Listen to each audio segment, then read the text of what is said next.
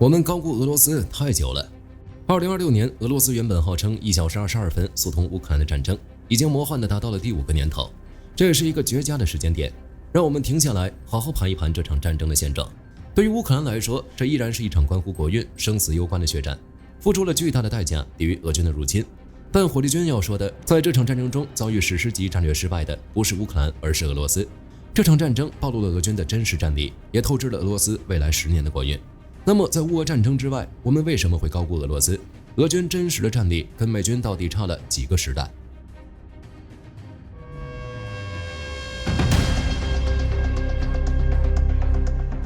乌俄战争打到现在，很多人觉得俄罗斯占优，这完全可以理解。俄罗斯地盘大，人口多，所谓的人力资源储备看起来确实有优势，但以上这些恰恰掩盖了一个残酷的现实：俄罗斯已经失败了。在这场战斗中，乌克兰不仅没有像外界预期的那样崩溃，反而取得了一系列不可思议的战略成功。他们不仅成功保住了国家主权，甚至在战火的淬炼中，把自己打造成了欧洲最具创新性、最致命的军事力量。反观俄罗斯，战争刚开始的时候，普京定下的小目标就是让乌克兰去军事化，让他乖乖回到俄罗斯的小弟位置。当时，俄罗斯官方媒体甚至大言不惭地发文称，乌克兰将被重组、重建，并恢复其作为俄罗斯世界一部分的自然状态。结果呢，这些目标不仅没实现，反而离得越来越远。俄罗斯的炮火没有把乌克兰人炸屈服，反而帮乌克兰人彻底重塑了民族认同感。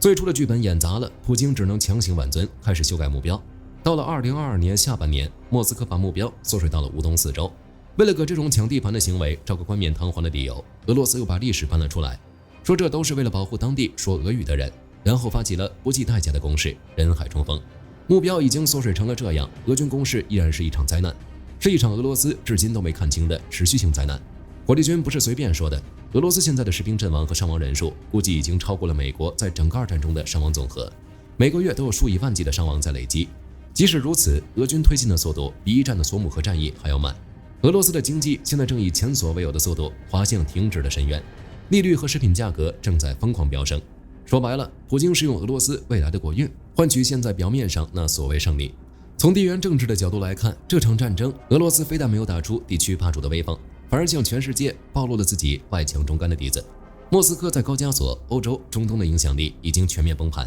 以前那些认俄罗斯当大哥的小弟，比如叙利亚的阿萨德、委内瑞拉的马杜罗，已经被清算，俄罗斯却无能为力。这就是俄罗斯的现状。说到这里，很多人肯定会纳闷，在乌俄战争之前，不管是全球的军事专家、情报机构还是民众，都觉得俄军完成了现代化改造，战斗力爆表，有能力跟美国和北约在常规战争中硬碰硬。我们为什么会如此的高估俄罗斯？对于这个问题，火力军只能说，俄罗斯的演技太好了。每年红场阅兵，什么 T-14阿玛塔、苏57高超音速武器，俄罗斯都要挨个拉出来溜一圈，成功给自己立了一个军事强国的人设。虽然事实证明，对于这些武器，俄罗斯根本没有成熟的生产线，俄罗斯连维持这些高科技装备的后勤和训练都做不到。T-14能在阅兵彩排时直接抛锚，纯属面子工程。但是在乌俄战争之前，美欧军事观察家们看到的只是纸面数据，陷入了一种数字陷阱，觉得俄罗斯很强。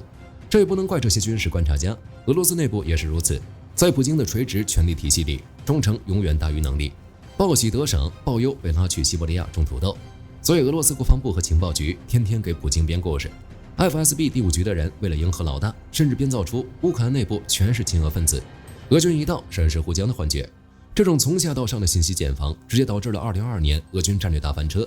俄罗斯连自己人都骗，更别说外部的观察员了。当然，俄罗斯自己一个在那吹牛，自己人多少会有些怀疑。这就要提到演习以及一些小规模冲突了。俄罗斯搞的扎帕德演习其实就是按照剧本演的政治舞台剧，完全没有真实战场上的对抗性。至于克里米亚和叙利亚，一个是特种渗透，一个是掌握制空权，不能跟高度信息化的同级别正规战比。在俄罗斯眼里，自己的实力那是经过实战认证的，结果就是把自己给骗了。各位应该还记得这张图，格拉西莫夫的微笑，这就是证据。不知道现在的格拉西莫夫还能不能笑出来？既然已经知道俄罗斯的战力属于假大空，那么与美军和北约相比，究竟差多远？在这里，火力军可以明确地告诉大家，差的不是一点半点。首先是 C4ISR 系统，美军现在玩的是战场全域透明化，天上有卫星网络、预警机、无人机，地上有大数据终端，发现目标到开火摧毁只需要几分钟甚至几秒钟，这叫传感器到射手的完美闭环。再看看俄罗斯，开战初期，俄军引以为傲的亚 A 加密通信系统，居然因为把当地的基站炸了而彻底瘫痪，逼得前线指挥官只能用民用对讲机，甚至用不加密的手机打电话指挥。结果乌军通过手机信号一抓一个准，直接送俄军将领上天。后面还偷偷使用星链被 SpaceX 管控后，俄军前线甚至出现了断网失联的局面，指挥系统退化到了二战水平。现代战术素养的士官制度，俄罗斯也有点差。美军的灵魂是那群经验丰富的专业士官，他们能根据战场情况灵活做决定。而俄罗斯呢，根深蒂固的苏联集中化指挥，长官说往东，哪怕前面是悬崖也得跳。基层士兵毫无主观能动性可言，你不去那就是逃兵，督战队就上场了。在这种情况下，一旦指挥官被狙击手干掉，或者通信断了，整个连队就原地瘫痪，变成活靶子。再来说说后勤，这是俄军最大的问题，我们也聊过很多次了。美军后勤早就实现了全盘托盘化和自动化，跨洲际打仗跟送快递一样精准。俄军依然靠着铁路和人力搬运。在乌克兰战场上有一个著名的60公里魔咒，只要离开铁路线超过60公里，俄军的补给能力就会呈指数级暴跌。开战初期，基辅外面那条60公里长的死亡车队不是被击毁的，而是因为没油、被零件被士兵扔在路边的。不仅如此，腐败更是重中之重。俄罗斯军费有20%到40%被各级军官贪污，这已经是公开的秘密。电台是民用拼凑的，坦克外面的炮炸反应装甲，切开一看，里面装的是鸡蛋盒和硬纸板，士兵领到的防弹衣一戳就破。急救包里装的是过期的绷带。当士兵发现自己只是精英阶层用来敛财的消耗品时，这支军队的灵魂就已经死了。至于俄罗斯空天军和黑海舰队，更是成了全球军事界的笑话。空天军由于缺乏先进吊舱和精确制导弹药，连最基础的防空压制都不会搞。苏34这种重型战斗轰炸机居然被迫挂着无制导铁炸弹去贴地飞行，结果被乌军大兵扛着毒刺当成野鸭子打。见轰炸不行，俄军又把空降兵这种精锐当突击部队使用，最终损失惨重。黑海舰队更惨，旗舰莫斯科号去海底喂鱼，一半舰艇被几万美元的自杀式无人艇给炸沉了。现在剩下的破船只只能夹着尾巴逃回新罗西斯克。讲完了前线的问题，咱们再来聊聊更深层也更致命的问题。乌俄战场这一战不仅打光了俄罗斯的家底，更是彻底透支了俄罗斯的未来。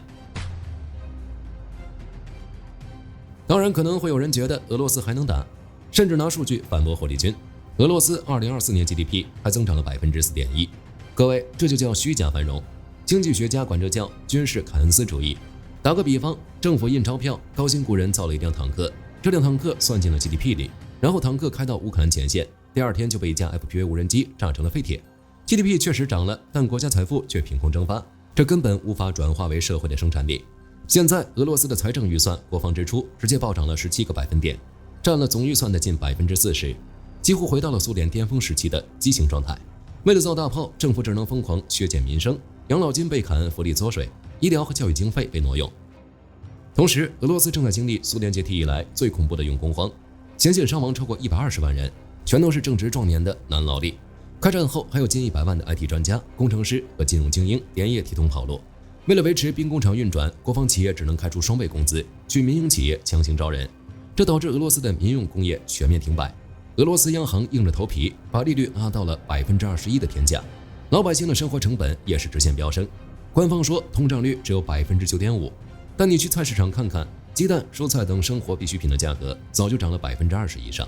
更让人绝望的是俄罗斯的人口，普京一直想解决人口危机，但这场战争直接把俄罗斯推过了不归点。2024年，俄罗斯出生人数暴跌到122万，创下25年最低纪录，总和生育率跌到了1.4。最关键的是，死在前线的全是20到40岁的生育主力军，这预示着未来30年，俄罗斯将面临人口黑洞。以前还能靠中亚的移民来凑数，现在卢布跌成废纸，外加随时可能被强抓壮丁扔到前线，移民早就跑光了。到2050年，俄罗斯人口可能会缩水到1.3亿，甚至更低，彻底沦为一个重度老龄化的衰败国家。在战略地位上，俄罗斯也彻底拱手让出了自己的主权。以前还在欧洲和亚洲之间左右逢源，俄罗斯只能贱卖自己的石油和天然气，去换取高价的民生商品和二流芯片，这种依赖是极度不对称的。为了躲避美欧制裁，俄罗斯还要花天价手续费去搞影子供应链，战时成本被无限拔高，纯粹是在饮鸩止渴。所以未来的俄罗斯会变成什么样，火力军可以给出一个明确的判断：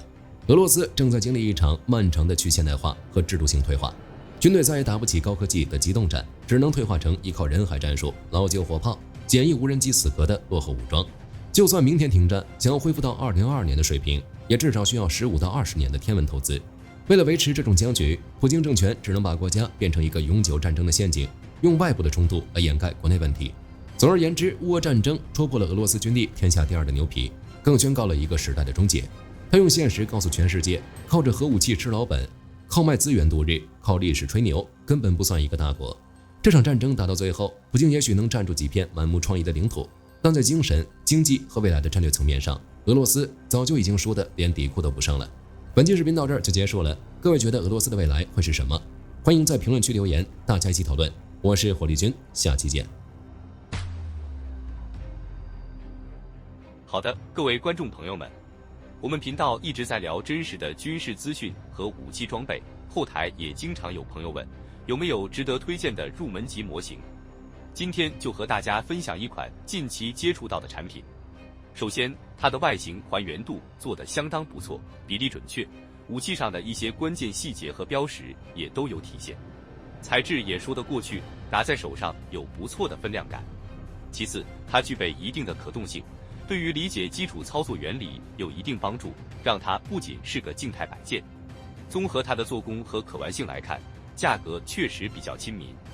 对于想入门模型收藏，或者单纯想在桌上贴一个摆件的朋友来说，是一个性价比很高的选择。商品链接已经给你们上了，感兴趣的朋友可以自行了解。